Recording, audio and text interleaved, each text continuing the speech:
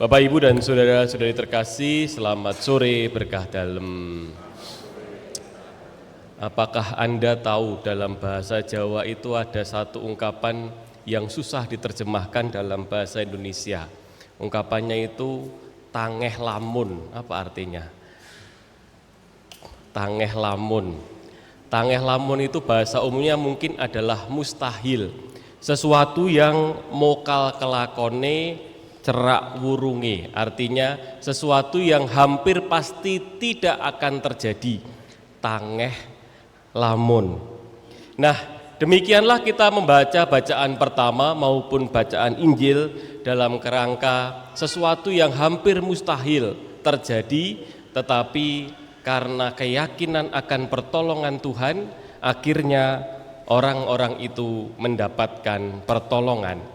Bacaan pertama adalah bacaan dari kitab Keluaran.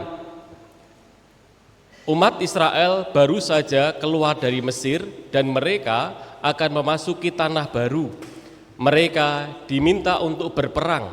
Musuh mereka adalah bangsa Amalek. Mereka kelompok yang satu baru saja menderita karena perbudakan di Mesir, tentu tidak punya kekuatan perang yang baik, dan mereka ada dalam situasi kelaparan karena mereka adalah orang-orang yang ada di padang gurun dan kehidupan mereka serba berkekurangan. Mereka melawan bangsa Amalek yang punya kekuatan perang, mereka sudah punya tempat tinggal sendiri, dan mereka dikatakan adalah para prajurit yang siap melawan dari belakang, artinya punya banyak taktik untuk mengalahkan umat ini. Tetapi apa yang kemudian terjadi? Rupanya di dalam gambaran bacaan pertama dikatakan mereka akhirnya menang, bukan pertama-tama hanya karena kekuatan mereka, tetapi karena Tuhan ikut bekerja untuk kemenangan mereka. Sesuatu yang mustahil akhirnya bisa dilewati. Hidup manusiawi kita seringkali mengalami situasi yang tampaknya mustahil tapi bisa kita lewati. Pernah toh nggih ngalami peristiwa semacam itu? Gambaran bacaan Injil juga sama saja. Seorang janda bagi orang-orang Israel waktu itu adalah seorang yang tak punya harga diri, karena seorang saksi, seorang yang bisa berbicara di pengadilan hanyalah seorang laki-laki. Apalagi kalau janda itu tidak mempunyai anak laki-laki, dia dianggap tidak punya harga di hadapan pengadilan. Tetapi karena dia meminta terus-menerus, akhirnya ditolong oleh hakim itu. Sebuah hal yang tangeh lamun, mokal kelakone cerak wurunge, tetapi kemudian pertolongan datang kepadanya. Dan hal itu yang ingin diyakinkan oleh Tuhan dalam hidup ini. Kita tahu memang dalam banyak hal kita akan menghadapi yang namanya misteri kehidupan. Sesuatu yang tak pantas, tak jelas, tidak yang gelap di depan kita, tetapi pertolongan Tuhan sudah pernah kita alami, sedang kita alami, dan akan selalu kita alami di masa yang akan datang.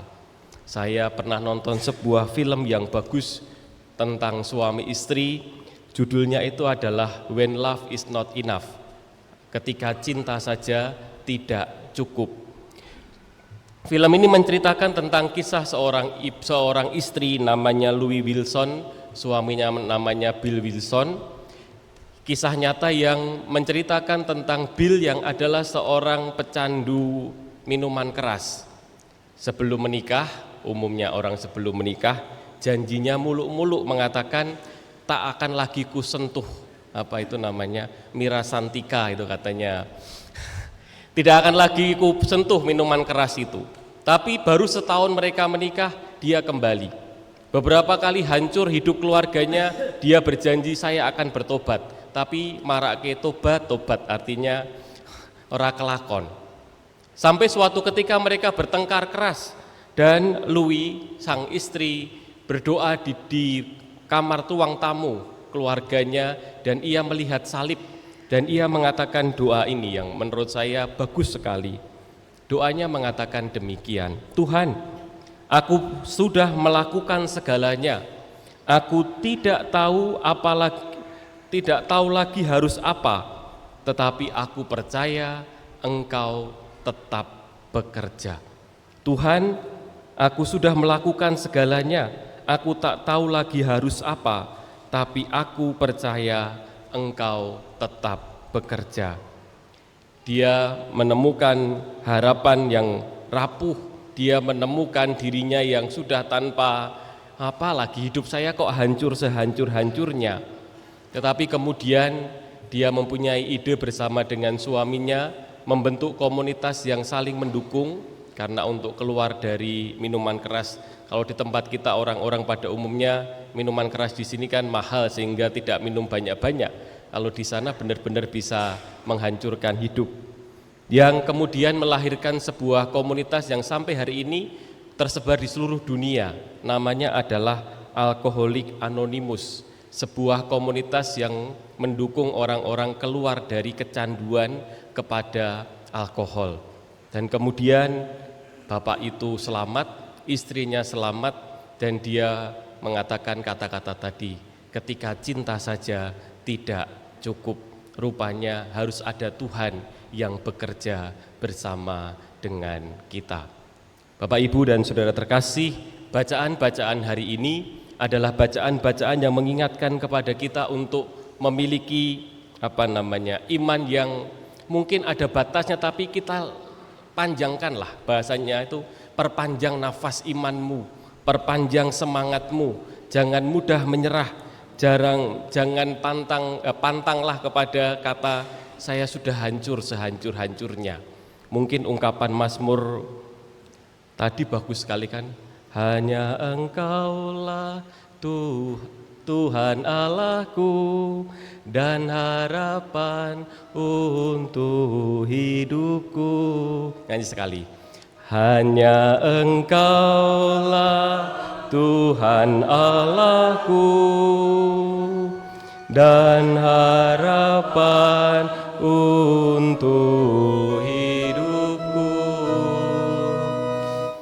Saya membaca renungan yang saya buat, Musa, janda miskin yang gigih, dan Louis Wilson sama-sama menunjukkan bahwa wajah iman itu tidak selalu spektakuler, tetapi setia. Mereka tetap berharap ketika tidak ada lagi alasan untuk berharap. Mereka tetap berdoa ketika doa tampak sia-sia. Mereka bertahan bukan karena kekuatan sendiri, tapi karena percaya bahwa Tuhan tidak pernah meninggalkan orang-orang yang berharap kepadanya. Harapan seperti itu bukan sekedar menunggu mukjizat, melainkan bertumbuh dalam kesetiaan. Saya selalu senang menggambarkan Tuhan itu mungkin bukan Bapa yang mencintai anaknya sebagai anak yang manja, opo menjaluk diberi. Tapi mungkin Tuhan itu adalah orang tua yang seringkali mendidik kita supaya kita menjadi pribadi yang kuat, sehingga ketika mengalami tantangan kesulitan kita tampak ditinggalkan. Tetapi dengan menghadapi satu persatu kesulitan hidup kita menjadi pribadi yang lebih dewasa. Ia mengubah hati kita dari putus asa menjadi tabah, dari marah menjadi sabar, dari kecewa menjadi penuh kasih. Dan disitulah iman sedang diuji. Bukan saat semuanya berjalan lancar, tetapi saat kita memilih untuk tetap percaya ketika tangan mulai lelah dan langit tampak tertutup. Sebagai penutup, teks Injil bagian terakhir, silahkan ditunjukkan Mas. Teks Injil bagian terakhir, itu kata-katanya keras sekali. Sudah itu ya. Bagian terakhir, aku berkata kepadamu, ia akan segera membenarkan mereka. Akan tetapi, jika Putra Manusia itu datang, apakah ia mendapati iman di bumi? Tetapi jika Anak Manusia itu datang, adakah ia mendapati iman di bumi? Pertanyaan ini bukanlah untuk menakut-nakuti, melainkan untuk menggugah kita, untuk bertanya dalam hati, apakah kita masih berharap ketika doa belum dijawab? Apakah kita masih percaya ketika hidup tak memberi kepastian, bahkan seringkali memberi ketidakpastian? Apakah tangan kita masih terangkat atau sudah kita turunkan karena lelah? Apakah kita masih berharap kepada Tuhan ataukah kita sudah patah semangat? Mungkin di sanalah inti iman ditemukan, bukan di puncak kemenangan, tetapi di tengah kelelahan yang tetap berharap kepada Tuhan. Saya senang ungkapan terakhir ini, lelah tetapi tetap berharap. Semoga sungguh dalam kehidupan kita tumbuh menjadi pribadi-pribadi yang bukan manja, tetapi kuat, lelah tetapi tetap berharap. Kita hening sejenak.